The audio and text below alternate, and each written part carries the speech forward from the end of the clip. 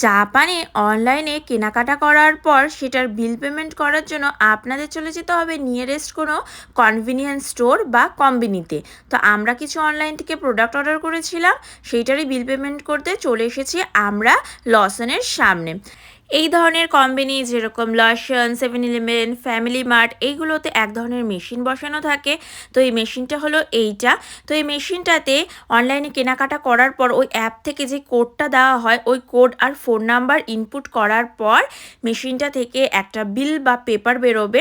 এই বিলটা নিয়ে গিয়ে তারপর ক্যাশ কাউন্টারে দিতে হবে, তারপর আপনাকে ক্যাশ পেমেন্ট করে দিতে হবে। তাহলেই ব্যাস আপনার অনলাইনে কেনাকাটার পেমেন্ট একদম কমপ্লিট হয়ে যাবে। আপনার কাছে যদি ক্রেডিট কার্ড না থাকে তাহলে এইটা সবথেকেই সুন্দর ব্যবস্থা অনলাইনে শপিং করার জন্য জাপানে। তারপর বাড়ি এসে আমরা দুজনে খেতে বসে পড়েছিলাম। খাবারে ছিল ডাল আর কাঁকড়ার ঝোল। তো আজকের ইনফরমেশনটা ভালো লাগলে আমাকে ফলো আর সাবস্ক্রাইব করে দিও।